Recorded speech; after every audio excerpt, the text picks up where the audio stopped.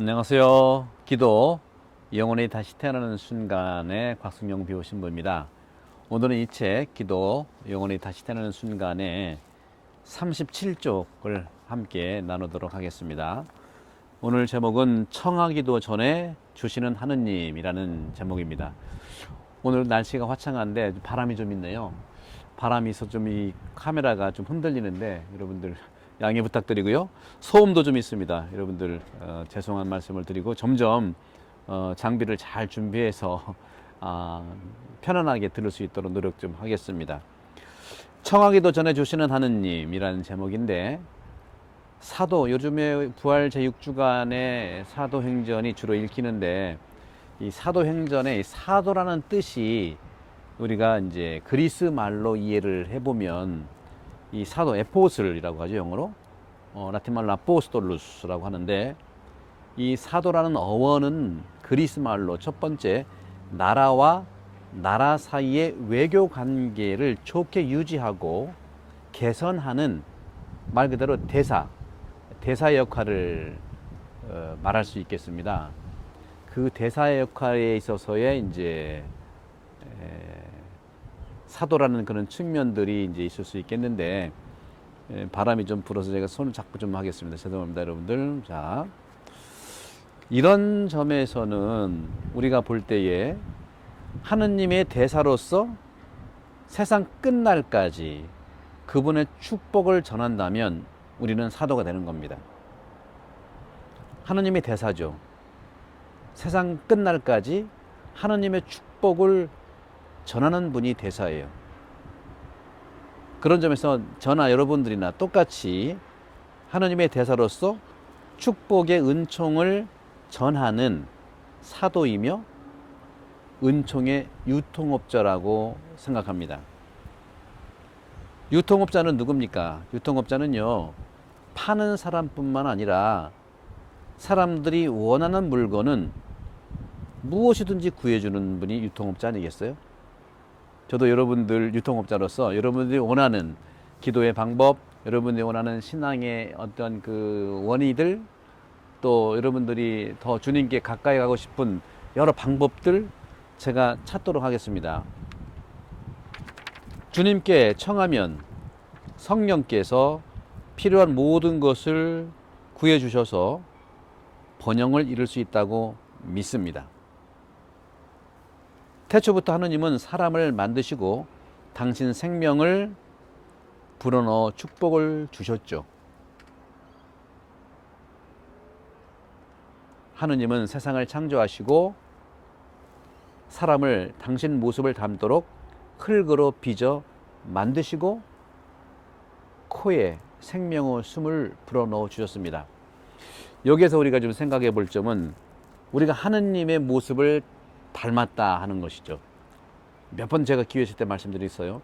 하느님의 모습을 닮았다. 이 두 가지를 잘 봐야 되는데 하느님의 모습은요, 우리가 정말 하느님께 받은 변할 수 없는 모습이에요. 그러나 그 모습을 닮도록 계속 노력할 것은 우리의 몫이라는 거죠. 하느님은 당신 모습으로 우리에게 선물을 주셨고 그 선물을 계속 유지, 관리, 보수하는 것이 우리의 몫이에요. 닮아야 되잖아요. 계속 닮아가야 돼요. 옛날에 이런 말씀이 있었어요. 어떤 화가가 예수님의 모습을 정말 그리고 싶어서 모델을 모집했대요. 모델을 모집했는데 어떤 분이 이제 당첨이 돼가지고 예수님을 이제 모델로 해서 그렸는데 그 다음에 수십 년이 지난 다음에 이 화가가 이제 유다스를 그리고 싶은 거예요. 그래서 유다스를 그리기 위해서 많은 사람들을 찾아봤는데 또 한 사람이 발견돼서 그 사람을 또 모델로 해서 유다스를 그렸어요. 근데 그린 다음에 그 유다스 모델이 그랬대요. 사실은 제가 수십 년 전에 당신의 모델을 했었다. 그게 바로 예수님을 모델로 했을 때 내가 그때의 모습으로 그림을 당신이 그렸다. 뭐 그런 거죠. 수십 년 전에는 예수님의 얼굴이었지만 수십 년 후에는 또 유다스 얼굴로 변한다는 사실은 뭐겠습니까? 처음에 주님께서 당신 모습으로, 하나님이 우리의 모습으로, 당신 모습으로 우리를 만드셨고 그 만드신 그 모습을 내가 잘 담도록 기도하고 신앙생활하고 선행하고 좋은 의미로 우리가 살아간다는 그런 뜻이 아니겠습니까? 그런 점에서 사도라고 하는 것, 바로 하느님은 흙으로 인간을 만드시기만 한 것이 아니라 그 계속해서 닮아가도록 당신의 정신을 불어넣어 주셨는데, 그게 바로 완전한 생명의 숨, 그 숨을 불어넣어 인간으로 부르셨다는 것이죠. 그런 점에서 이같이 사도 정신을 불어넣으신 분은 누구냐? 바로 성령이십니다. 성령을 통해서 하느님의 영감이 이루어지는 것이죠. 바오로 사도의 고백을 한번 들어볼까요? 하느님의 은총으로 지금의 내가 되었습니다. 하느님께서 나에게 베푸신 은총은 헛되지 않았습니다. 나는 그들 가운데 누구보다도 애를 많이 썼습니다. 그러나 그것은 내가 아니라 나와 함께 있는 하느님의 은총이 한 것입니다. 고린도전서 15장 17절의 말씀입니다. 바오로 사도가 고백하였듯이 청하기도 전에 주시는 하나님께서는 우리가 또 우리에게 필요한 모든 은혜를 주신다는 것을 믿었습니다. 그렇기 때문에 청하는 것은 벌써 받았다고 믿으면 이미 이루어진 것입니다. 사랑하는 형제 자매 여러분, 하느님께서 우리가 청하기도 전에 주시는 자비로운 분이시죠. 코로나 팬데믹 시기로 우리가 정말 우울하고 어려운 시기를 살아가고 있는데, 저는 어제 부활 6주간 수요일이었죠.